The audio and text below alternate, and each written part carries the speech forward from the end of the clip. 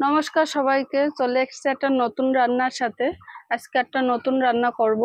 এই রান্নাটা আমরা আগে কখনো করিনি আর খাইও নি। রান্নাটা আজকে করব হলো এই মাংস দিয়ে আর এই ইঁচড় দিয়ে। ইঁচড়টা আমাদের বাড়ির গাছে আগে থেকে কেটে ফেলেছি। এই দেখো আঠা লেগে আছে, বাজার থেকে কিনে আনা। এই ইঁচড়টা দিয়ে আর মাংস দিয়ে রান্না করব। আগে ইঁচড়টা কেটে নিই, তারপরে রান্নার কাছে যাব। মাংসটা ধুয়ে পরিষ্কার করে জল ঝরিয়ে রেখেছি। এটা আগে লেবু, গোলমরিচের গুঁড়ো, লবণ দিয়ে মেখে আধা ঘন্টা মতো রেখে দেবো। তার ফাঁকে আমি এঁচড়টা কেটে নেব। এখানে 1 কিলো মুরগির মাংস আছে, ওতে আমি 3 চামচ গোলমরিচ দেবো, লবণ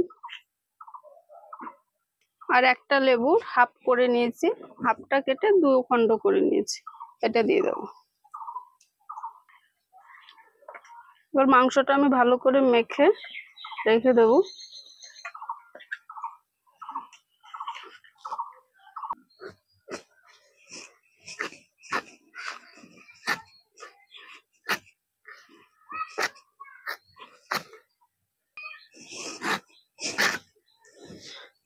ইঁচড় কেটে ধুয়ে নিলে আগে আর বেশি আঠা জড়ায় না। ধুয়ে নিলাম, একদম উপরের আঠা যেটা বেরিয়েছিল সব চলে গেছে। গামলায় জল দিয়ে দিচ্ছি ইঁচড় কেটে রাখার জন্য। এবার হাতে একটু সরিষার তেল মেখে নেব। খুব বেশি আঠা আর নেই, জল দিয়ে ধুয়ে নিলাম।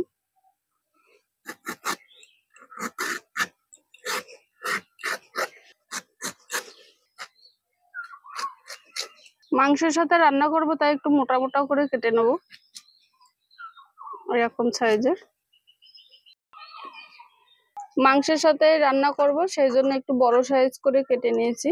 এবার এটা আমি একটু হলুদ আর একটু লবণ দিয়ে প্রেসার কুকারে 2টো সিটি দিয়ে নেব। এটা আগে আমি সিদ্ধ করতে বসিয়ে দিয়ে আসি।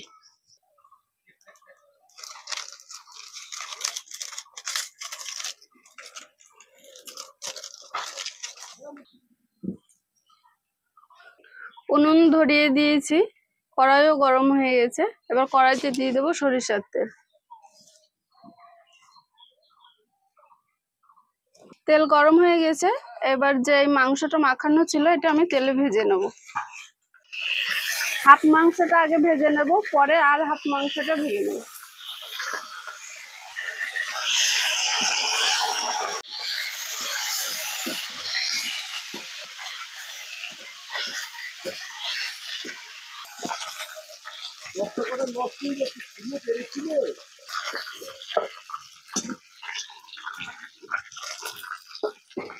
বাকি মাংসটাও ভেজে নেব। বাকি মাংসটাও আমি ভেজে নিয়েছি, লাল লাল করে তুলে নিচ্ছি। ইঁচড়ের সঙ্গে আলু দেব, তাই 2টো মতো আলু কেটে নিয়েছি, এটাও ভেজে নেব।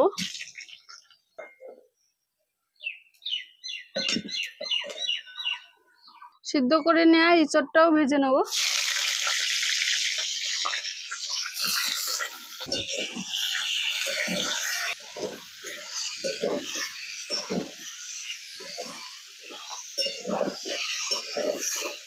ইঁচড়টাও ভেজে নেওয়া হয়ে গেছে, এবার তুলে নেব। কড়াই গরম হয়ে গেছে, কড়াইতে দিয়ে দেবো সরিষার তেল। ফোড়নে দিয়ে দেবো লঙ্কা, শুকনো লঙ্কা 2টো, দারচিনি আর এলাচ। এবার দিয়ে দেবো কুচিয়ে রাখা পেঁয়াজ।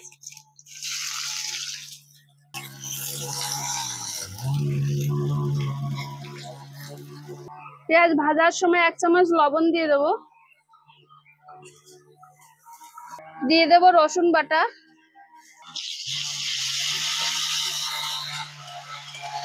রসুন বাটা ভালো করে ভেজে নিয়ে জিরে, আদা, শুকনো লঙ্কা পেস্ট বেটে নিয়েছি, ওটা দিয়ে দেবো।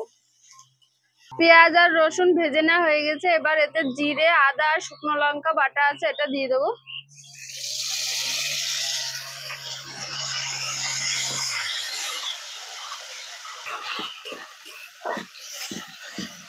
কালারের জন্য একটু রেড চিলি পাউডার দিয়ে দেবো। পরিমাণ মতো হলুদ দেবো।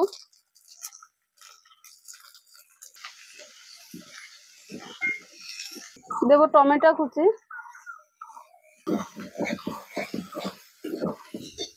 সামান্য একটু জল দিয়ে মশলাটা ভালো করে কষিয়ে নেব। মশলাটা ভালো করে ভেজে নেওয়া হয়ে গেছে, দেখো তেল ছেড়ে দিয়েছে। এবার আমি ভেজে রাখা আলু, ইঁচড় আর মাংসটা দিয়ে দেবো এক এক করে।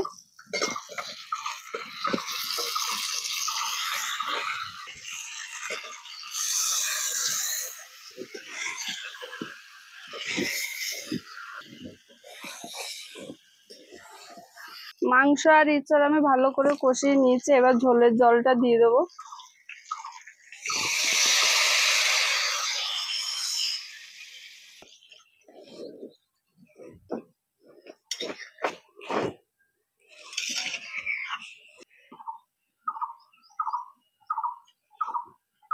পেঁয়াজ ভাজার সময় একটু লবণ দিয়েছিলাম, এবার ঝোলের জল দিয়ে দিয়েছি আমি, আর 1 চামচ লবণ এই ঝোলে দিয়ে দেবো। এই ঝোলটা শুকিয়ে গেলে লবণের টেস্টটা ঠিক হবে। পেঁয়াজ ভাজার সময় আমি লবণ দিয়েছিলাম 1 চামচ, এখন ঝোল ফোটার সময় 1 চামচ লবণ দিচ্ছি। ঝোলটা এখন বেশি আছে, যখন কমে যাবে তখন লবণের পরিমাণটা ঠিক হবে। এখানে দারচিনি, 4টে লবঙ্গ আর 2টো এলাচ নিয়েছি, বেটে নেব তরকারিতে দেওয়ার জন্য। কালারটা কেমন এসছে দেখো, টকালো কালার, একদম কত সুন্দর লাগছে কালারটা। দেখো তরকারিটা প্রায় হয়ে এসছে, এবার গোটা যে গরম মশলাটা বেটে রেখেছিলাম এটা উপর থেকে দিয়ে দেবো, দিয়ে 2-1 ফুট জাল খাইয়ে নামিয়ে দেবো। ইঁচড় গুলো দেখো আস্ত আছে, খুব যে একটা গলে গেছে তাও না, আর খুব শক্ত আছে তাও না, শক্ত নেই, পুরোটাই নরম হয়ে গেছে।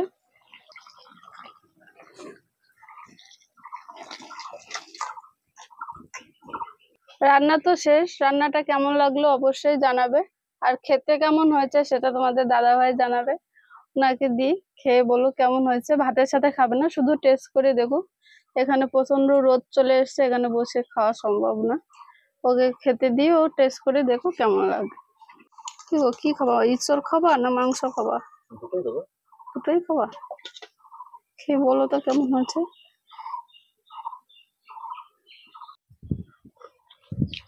কেমন হয়েছে গো? খুব সুন্দর টেস্ট হয়েছে, আপনারাও বাড়িতে ট্রাই করে দেখতে পারেন। আর ইঁচড় আর মাংস, ইঁচড় আর মাংসের মধ্যে পার্থক্য বুঝতে পারবেন, এত সুন্দর টেস্ট। তাই না? এমন মনে হচ্ছে না যে ইঁচড় দিয়ে মাংস কেমন একটা অট খাবার? না, অট খাবার মনে হচ্ছে না, খেতেই তো ভালো লাগছে, তাই অট খাবার কেন মনে হবে? নাও, আমার বুদ্ধিতে রান্না, যদি আচ্ছা। খাও। দিদি শুনে বলছি ইঁচড় দিয়ে মাংস, বলছি করি আজকে। ঠিক আছে, খেয়ে যখন ভিডিওটা যদি অবশ্যই ভালো লেগে থাকে অবশ্যই লাইক, কমেন্ট, শেয়ার করবেন, আর পেজটি ফলো করে আমাদের পাশে থাকবেন।